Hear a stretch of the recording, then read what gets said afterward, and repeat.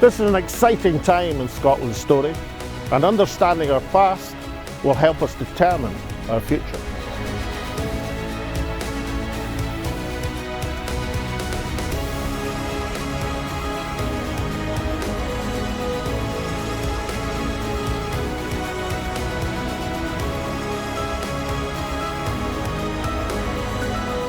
And when Scotland's voice is heard, it charts the way forward.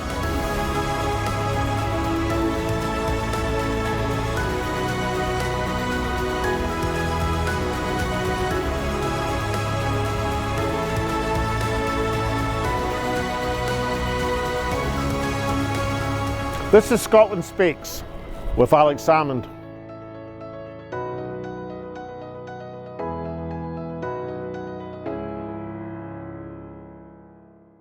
Good morning and welcome to Scotland Speaks with Salmond as we embark upon part 3 of our series on what Scotland would have looked like if we had voted yes in 2014. And today we turn to the impact on Scottish society of a yes vote. And we're better to host such a programme than here at Govan Cross, the epicentre of much political and societal change over the years. And of course, we're better than standing right next to the statue of Mary Barber, who was pivotal in securing a fair rent for the people of Glasgow. And you'll see a placard next to me that says, "The will of the people is law."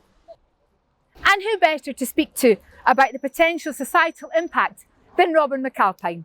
Over to Alex and Robin. So we're looking at the changes that have happened to Scotland in the first decade of independence. Now today we're looking at the social life of Scotland. What's changed about Scottish society, and who better than with Robin McAlpine of Cobb and Weal. Robin, welcome to Scotland Speaks with Salmond.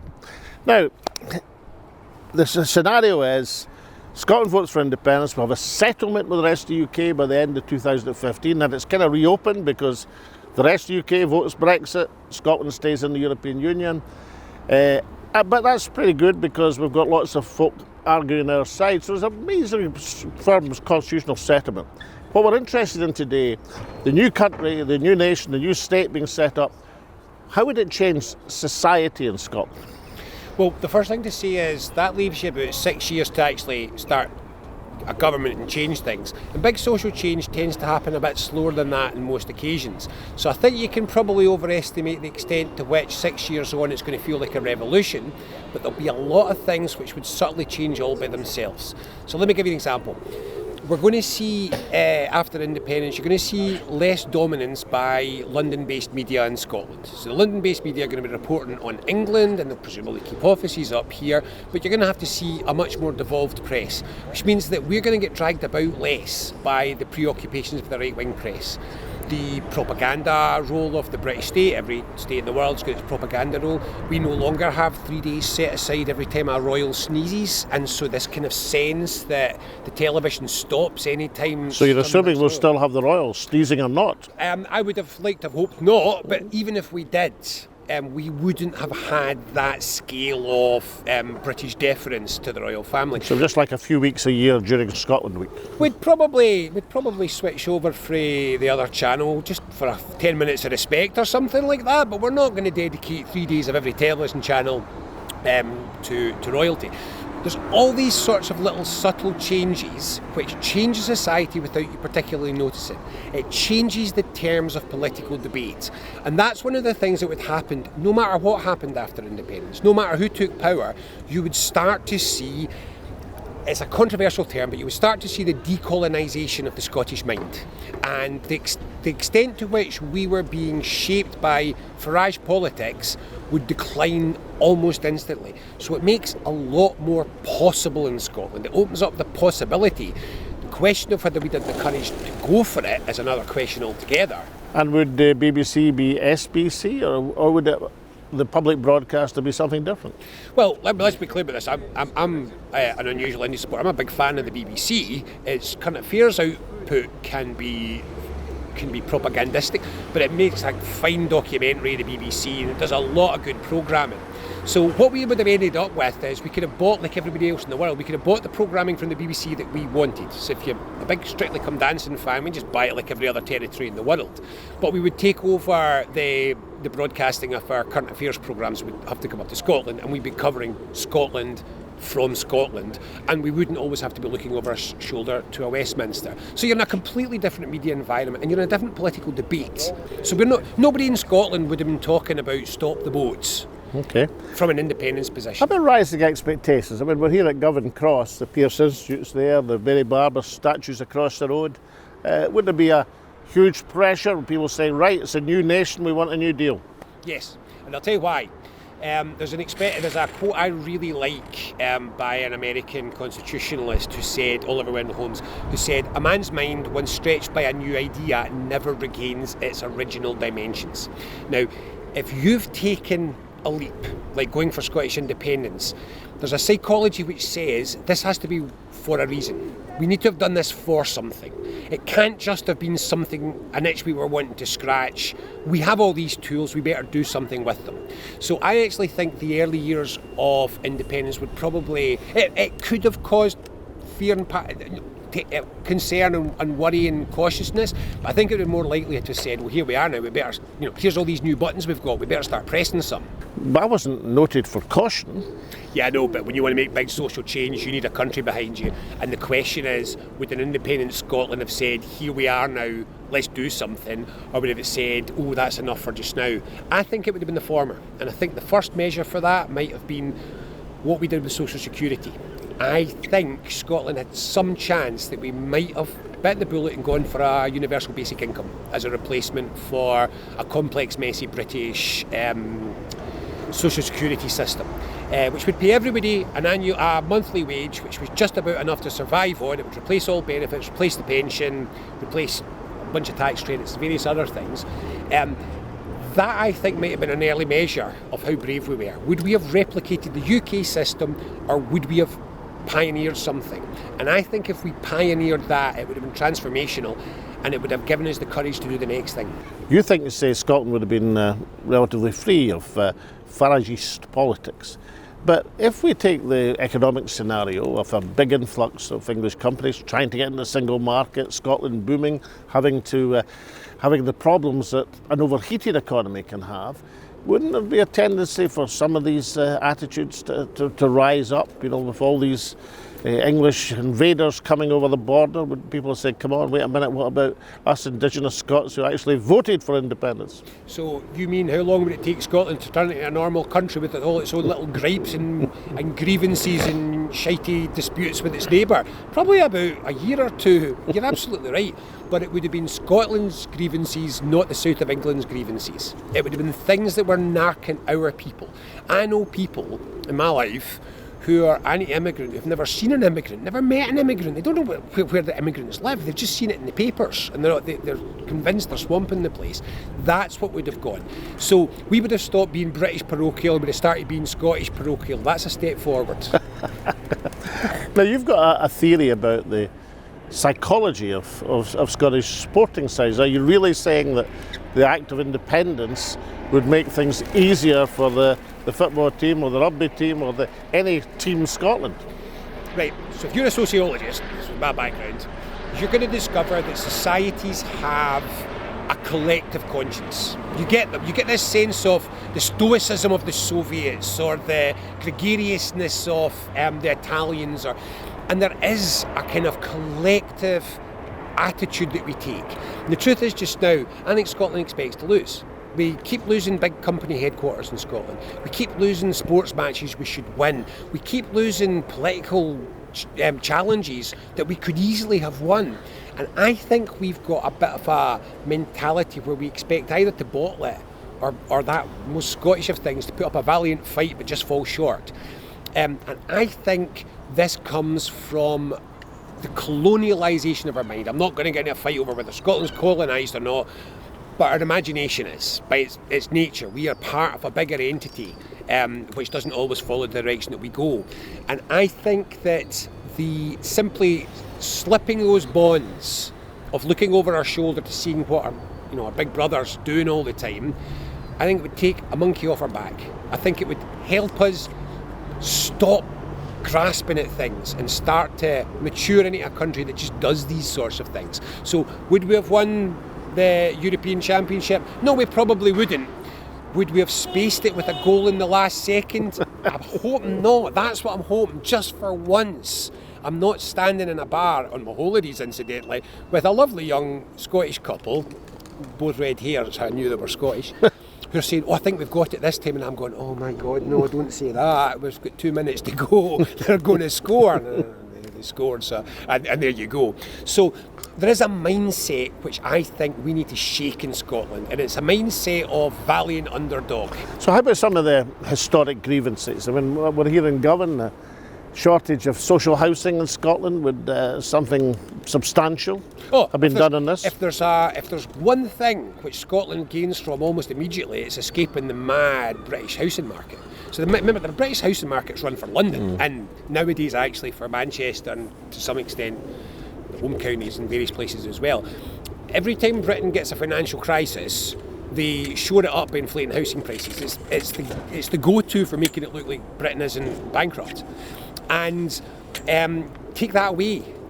That's not what Scotland needs. We don't need constantly inflated house prices. We don't need constantly inflated land prices. So these are the sorts of things where the economics of Britain start to fade quickly. And you'd be free of a number of constraints. I mean, you'd still have Eurostat down your neck, no doubt, but you would have other freedoms that you could mobilise capital to calculate. Incidentally, I'm a bit sceptical we're in Europe as fast as some people think.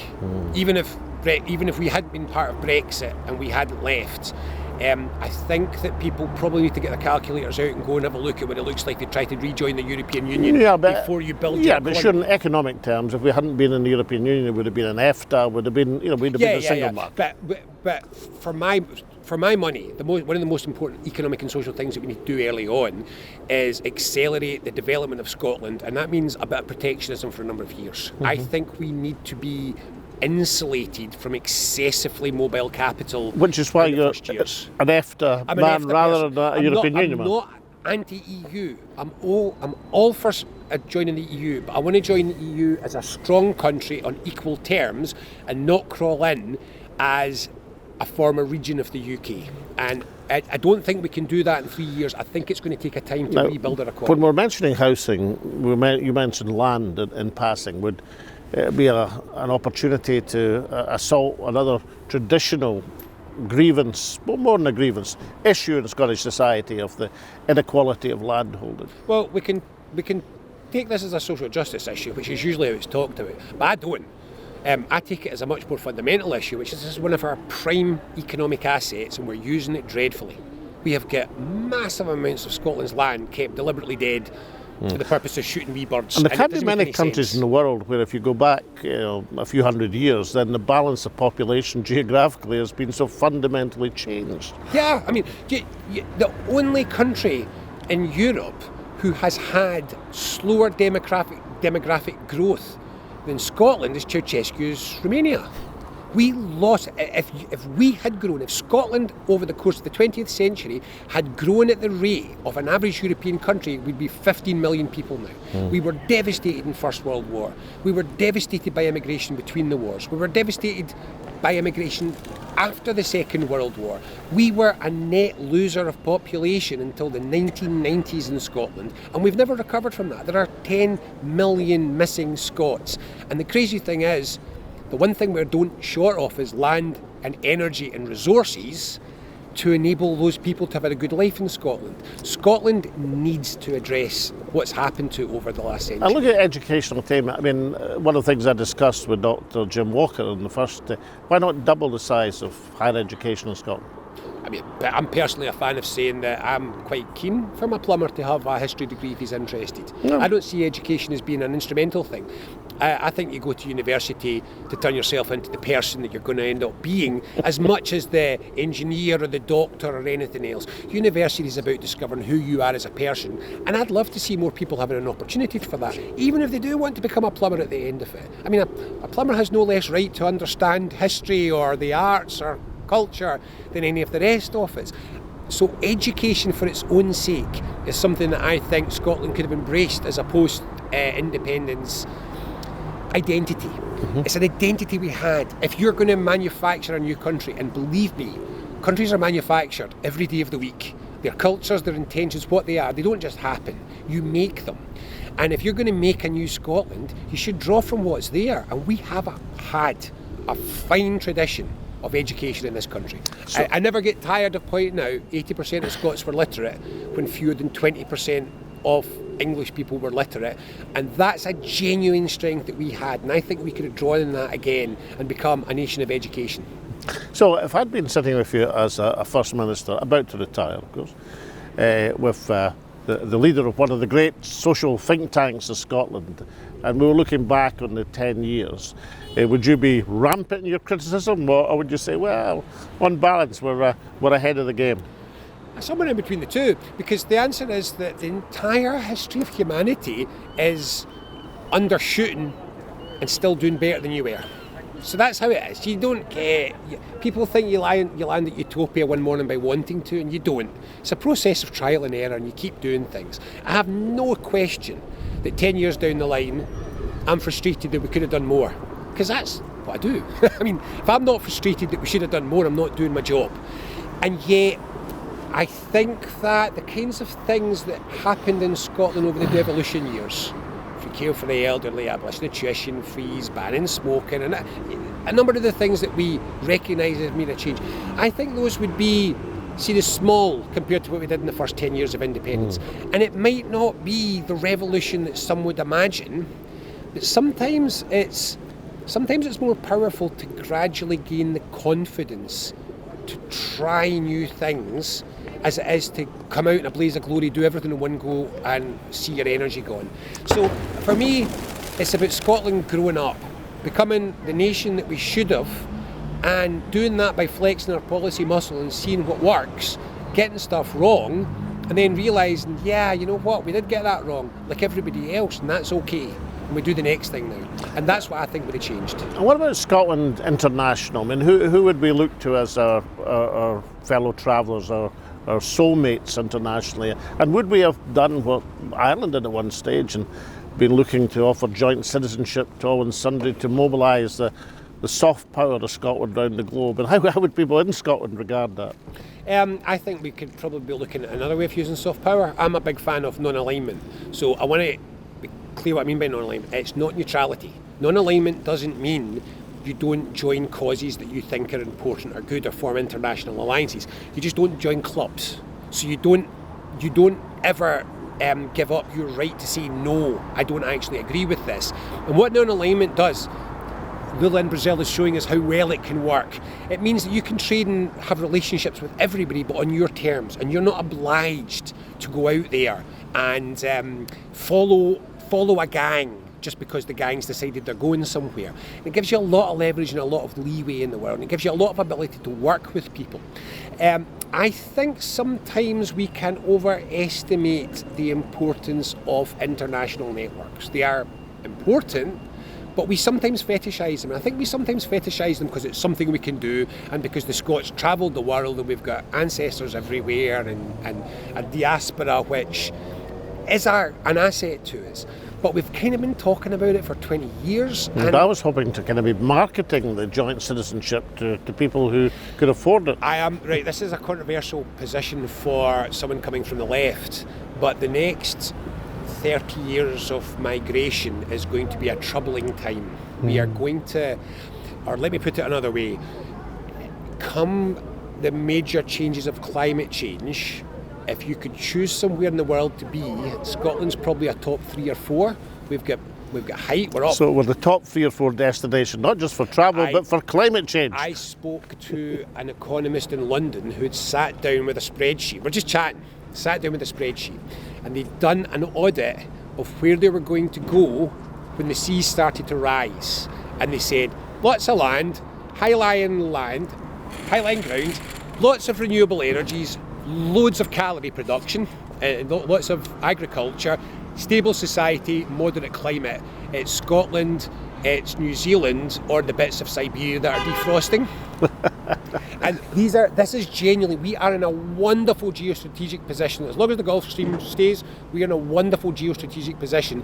And I am clearly coming from the left, I'm not anti-immigration, but I think actually one of the things that Scotland we need to think hard about is how we're going to manage migration so that it works for everybody. So it works for the people we accept into our country, and it works for our economy, and it works for our society. But as we've seen, completely unmanaged immigration doesn't help societies. It doesn't help migrants either. So whenever we're talking about migration, I always say the same thing. Make it the quality of your welcome, not the volume or the size of the door. So what I would like to see is us being a destination that treats migrants really well, integrates them into our society and into our economy quickly, and helps to recover that population Scotland's missing.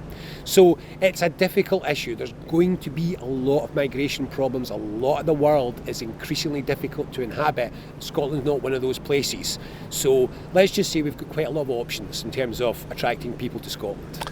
And just to summarise, if there was an opinion poll 10 years after independence, what would be the size of the vote that said we'd like to go back again? That's all about what we do, isn't it? One of the things that I almost want to emphasise to people, you can predict the future, but only because you make it. So you can estimate what you think people are going to do, but people with will can do something else. And inevitability is never inevitable. And I think that having taken one step, it's going to make sense to take the next one. So we've done this, we've gone independent, but we're not just going to stop now, are we? We've got to do something now. And I know I've mentioned this a couple of times, but I keep coming back to it. The psychology of independence is as important as the powers. The belief that nobody's coming to rescue you, it's nobody else's fault. You can't point a finger, you can't blame. This is us now. This is our country, this is our future, these are our people.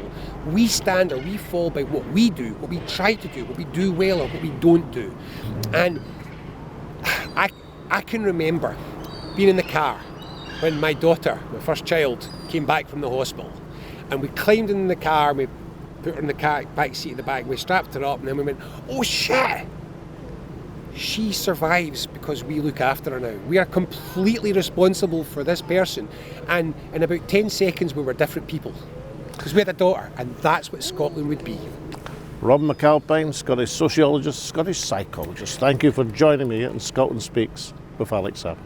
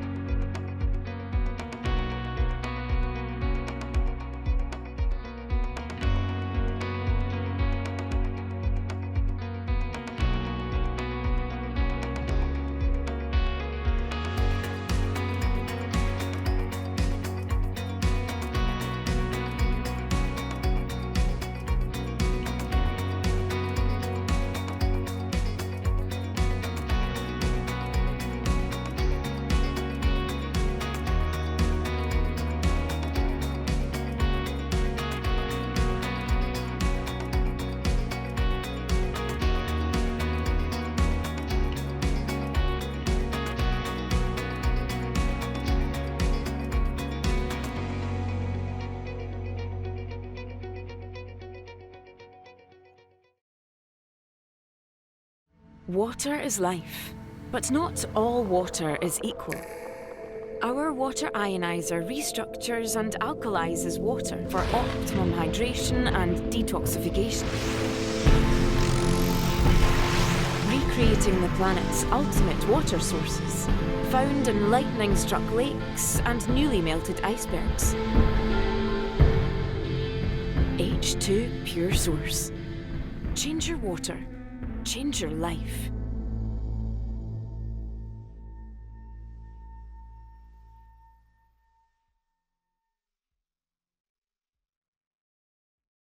And now back to last week's show and some excerpts from Alex's interview with the great Bernard Ponsonby.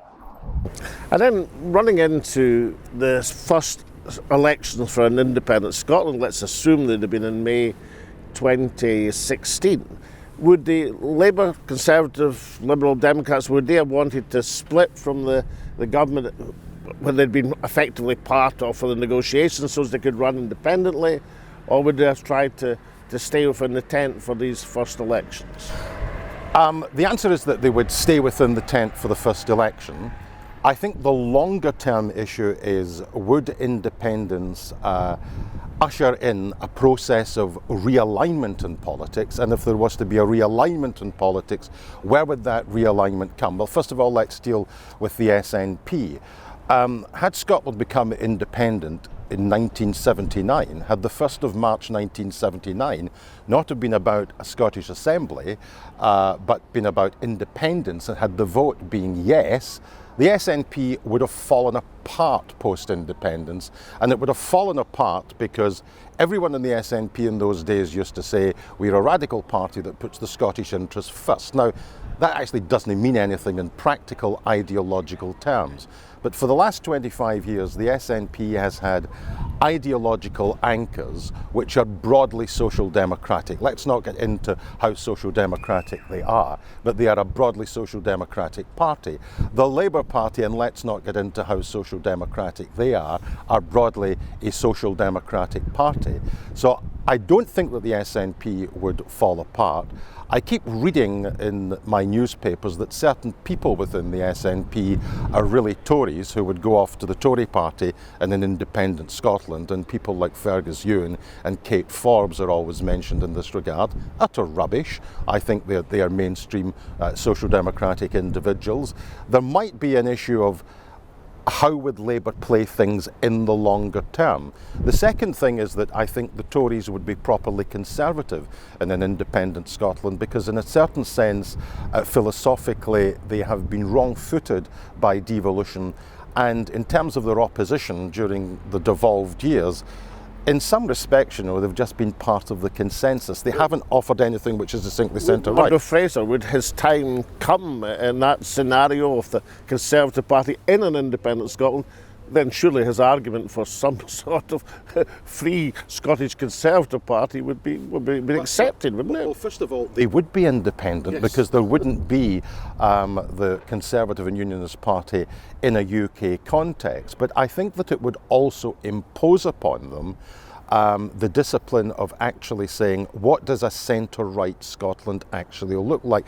At the moment, I think, in a strange kind of a way, they are hampered with the confines of the constitutional settlement, and very often, sometimes, even when they're leading in the Parliament, they lead not from the political right, they lead from the political left, and have signed up to things over the years which I think are curious coming from Conservatives. I think where there would be a definitive realignment would be if one looks at the broad Yes movement in 2014, there were people within that broad consensus that you could call a radical left. They are people who are really not social democrats. They're Clause 4 socialists. They basically believe in an independent Scottish republic. They believe in nationalising the commanding heights of the economy, the means of production, distribution and exchange. Now, whatever else First Minister Salmond in an independent Scotland is, he ain't no Marxist. He is a very straight down the middle social democrat in the mould of European social democratic parties.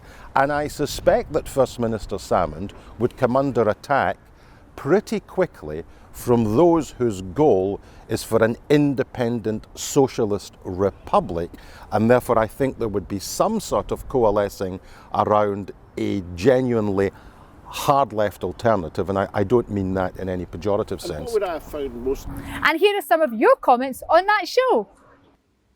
Andy says, ironic that Bernard says if the SNP had won, then Alex would have to bring the nation together, as the people who lost would be very, very hurt. If you flip that over, then that's where we are today. Bruce says, the first thing that would have to happen is that both Labour and Tory parties would have to become Scottish parties, not English, to remain in politics. Pauline says, excellent show, always an interesting view. Keep up the great work. Robert says, fantastic show today, an excellent interview with Mr. Ponsonby, giving his opinion on what an independent Scotland would have looked like. Well worth taking in, folks. And finally, Angus Brendan McNeil says, probably no SNP now, as it would have served its function. Tories and Labour likely to have officially merged? A 2014 yes would have made things very different. Surplus like Ireland too. Well, Robin McAlpine may describe himself as a sociologist, but I'll tell you, for a sociologist, he talks a great deal of sense. He gave us a fascinating insight into what the social life and social progress of an independent Scotland might look like. There'd be rising expectations without a doubt, because people will be here in Govan and elsewhere be saying, look, the country's become independent, how about independence for Scots? How about decent houses? How about fair land distribution? How about equality? The sort of things we've been talking about as Scottish politicians for generations, but never quite achieving. I think the Parliament would have risen to the occasion. I think politicians would have risen to the occasion, partly because of the popular pressure to get things done in this new Scotland. Would it have been a land of milk and honey? Probably not, but it would have been a land of oil and gas and renewables, which would have stood us in very good stead. So I think some of these expectations would have been met, but that combination of ambition for the country and responsibility for actually doing things for ourselves would have been a particularly telling thing. I think the last question is interesting. If we'd become independent 10 years ago, in this great social mix that is Scotland, how many folk would have wanted to go back under London control? You know what the real answer is? Guy few. It'd have been hardly measurable. And that is the reality. And with that, sadly, we come to the end of episode 3 on our series of what Scotland would have looked like if we'd voted yes in 2014. Tune in next week as we continue our series, and please do keep writing to us with your tweets, messages and emails and ideas for future shows. But for now, from me and all of the team at Scotland Speaks with Alex Salmond at the Mary Barber statue in Govan Cross, it's goodbye and we'll see you next week.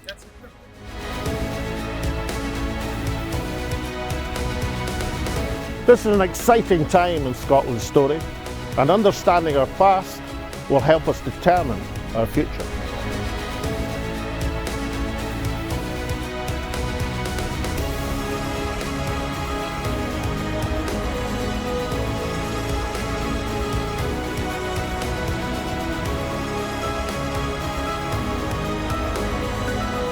And when Scotland's voice is heard, it charts the way forward.